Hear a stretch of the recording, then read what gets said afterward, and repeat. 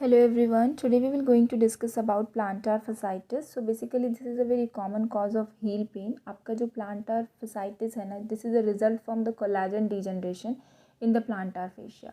आपके plantar fascia में collagen degenerate होने लगता है origin के पास, आपके calcaneal tuberosity के around, आपके heel region में या फिर पेरीफेशियल स्ट्रक्चर्स में, जिसकी वजह से plantar fasciitis डेवलप होता है.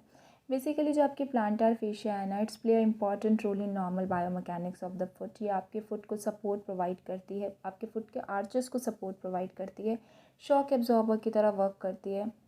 Now you can break the term. Plantar is related to your plantar region and fasciitis is for the inflammation in the fascia, plantar fascia. लेकिन जिसमें आइटिस वर्ड यूज़ हो रहा है ना, आइटिस हम generally use करते हैं जब कोई इन्फ्लामेटरी पैथोलॉजी डेवलप होती है तब. लेकिन प्लांटर फसाइटिस में instead of any kind of inflammatory pathology there is a degenerative type of condition.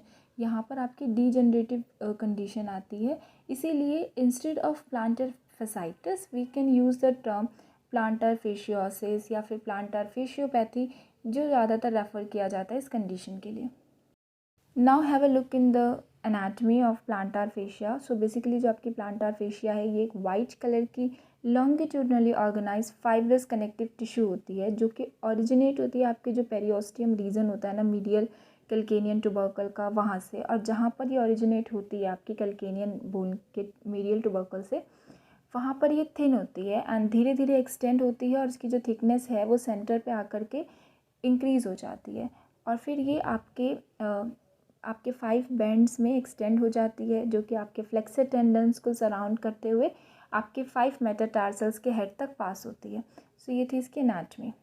Next is our causes of plantar fasciitis. So first one is overuse injury, यानी कि due to the repetitive strain, बहुत ज़्यादा repetitive strain की वजह से क्या होता है, प्लांटर फेशिया में माइक्रो टीयर्स हो जाते हैं, तो जिसकी वजह से प्लांटर फसाइटिस डेवलप हो जाता है. और कई बार क्या होता है, प्लांटर फ्लेक्शन की रेंज इंक्रीज़ होने की वजह से या पेस कैवस या पेस प्लानस डिफॉर्मिटी डेवलप होने की वजह से प्लांटर फसाइटिस हो सकता है.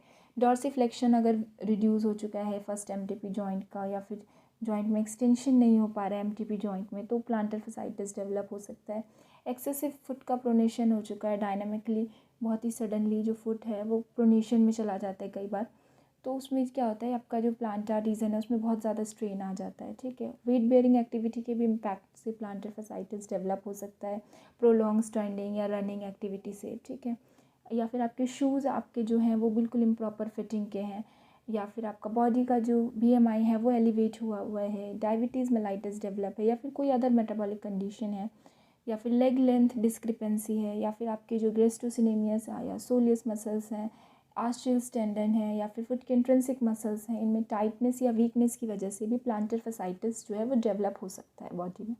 नेक्स्ट है इसका क्लिनिकल प्रेजेंटेशन, यानी जो पेशेंट प्लांटर फसाइटिस के साथ होगा उसके कौन से साइन एंड सिम्टम्स आप देख सकते हैं. तो फर्स्ट थिंग जो होगा that is the heal pen, जो कि बहुत इंपॉर्टेंट है.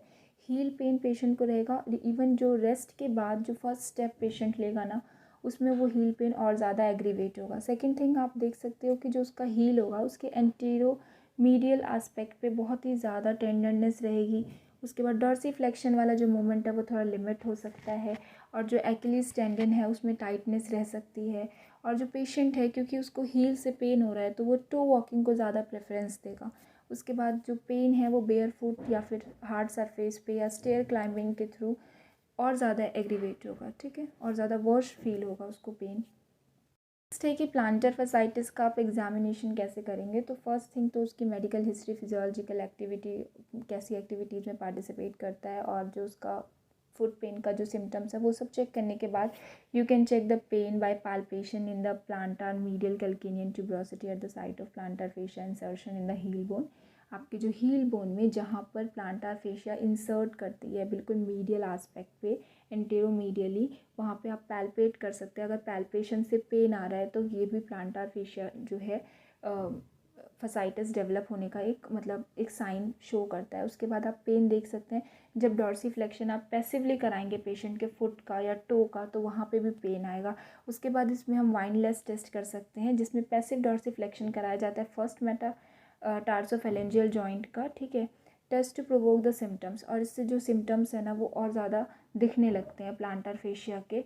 तो यहाँ पे मैक्सिमल स्ट्रेच देने के बाद ना आपको दिखेगा कि पेन हो रहा है या नहीं हो रहा है। अगर पेन है, पेन प्रोड्यूस हो रहा है तो टेस्ट पॉजिटिव है। नेक्स्ट जो इसमें एग्जामिन कर सकते हैं वो हम कर सकते हैं जो अकीलेस टेंडन है, ठीक है, उसमें जो टाइटनेस है वो चेक किया जा सकता है, या फिर प्लस प्लानस या प्लस कैबिस है वो देखा जा सकता है, पेशेंट में कोई डिफॉर्मिटी डेवलप्ड है या नहीं है, गेट उसका ऑल्टर्ड है, ठीक है। बायोमैकेनिक्स आप ध्यान देंगे तो पेशेंट के समझ में आ जाएगा आपको कि वो टो वॉकिंग कर रहा है या फिर कैसे है, ओबेसिटी है पेशेंट में, ठीक है, फिर कोई वेट बेयरिंग वर्क एक्टिविटी वो परफॉर्म करता है तो उससे भी आपको क्लियर हो जाएगा कि द कंडीशन अगर हील पेन है, मीडियल एंटेरोमीडियली है, या फिर पेन जो है वो डॉर्सीफ्लेक्शन जब पैसिवली कराया जा रहा है और ज़्यादा एग्रीवेट हो रहा है, स्ट्रेच करने से एग्रीवेट हो रहा है, तो यू कैन कैलकुलेट इवेल्युएट कि आप जो है उसको प्लांटर फसाइटिस डेवलप हुआ है। नेक्स्ट है इसका मेडिकल मैनेजमेंट, जिसे मैंने 2 पार्ट में डिवाइड किया है। First one is your conservative measures and second thing is your physiotherapy management. So conservative measures के अंदर पेशेंट को रेस्ट के लिए बोल सकते हैं, आफ्टर एक्टिविटी वो आइस पैक ले सकते हैं, कुछ ओरल या टॉपिकल एनासिड्स दिए जा सकते हैं पेन को रिड्यूस करने के लिए, उसके बाद कुछ डीप फ्रिक्शन मसाजेस दे सकते हैं आर्चेस और इंसर्शन पॉइंट पे। उसके बाद आप जो पेशेंट एजुकेशन है वो बहुत इंपॉर्टेंट है क्योंकि उनको स्ट्रेचिंग करनी है प्लांटर फेशिया, अकीलेस टेंडन, गैस्ट्रोसिनेमिया सोलियस की। नेक्स्ट इसका फिजियोथेरेपी मैनेजमेंट है, जिसके अंदर आप मैनुअल थेरेपी दे सकते हैं, जिसमें आपका सॉफ्ट टिश्यू जॉइंट मोबिलाइजेशन हो गया। नेक्स्ट आप स्ट्रेचिंग एक्सरसाइज पेशेंट को बता सकते हैं, करवा सकते हैं, जिसमें आपका प्लांटर फेशिया, गैस्ट्रोसिनेमिया, सोलियस मसल और आपकी अकीलेस टेंडन की स्ट्रेचिंग हो सकती है। नेक्स्ट आप इसमें कुछ नॉर्मल एक्सरसाइजेज हैं, जैसे टॉवल पिकिंग अप एक्सरसाइज है या फिर पिकिंग अप द मार्बल, ऐसी एक्सरसाइजेज होती है। टाल को कर्ल करने की एक्सरसाइजेज होती है। काफ को रेज़ करना रेस्ट्रिक्टेडली, ठीक है, रेज़ किया जाता है। डॉर्सीफ्लेक्शन कराया जाता है, रेस्ट्रिक्टेड डॉर्सीफ्लेक्शन कराया जाता है। प्लांटर फ्लेक्शंस की या फिर इन्वर्जन इवर्जन एक्सरसाइजेज आप थेराबैंड की हेल्प से भी करा सकते हैं। नेक्स्ट आप इसमें लो लेवल का लेज़र दे सकते हैं पेशेंट को। फोनोफोरोसिस किया जा सकता है कीटोप्रोफेन जेल के साथ। चेंज कर सकते हैं फुटवेयर को, और जो कंफर्टेबल फुटवेयर है उसको पहनना चाहिए। और वेट लॉस बहुत इंपॉर्टेंट है क्योंकि वेट बेयरिंग एरिया है आपका जो प्लांटर फेशिया है, तो वेट लॉस को प्रमोट करना ज़रूरी है। नेक्स्ट थिंग, फुट ऑर्थोसिस जो है वो मिलते हैं, वो स्प्लिंट टाइप के होते हैं। ये आपके सपोर्ट करते हैं मीडियल जो लॉन्गिट्यूडनल आर्च है, और आपके जो हील रीजन है उसको कुशन प्रोवाइड करते हैं।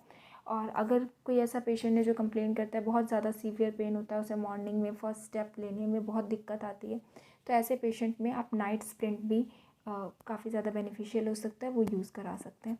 So this is all about plantar fasciitis. Hope you guys like the video. Please share, subscribe and support. Bye bye, take care.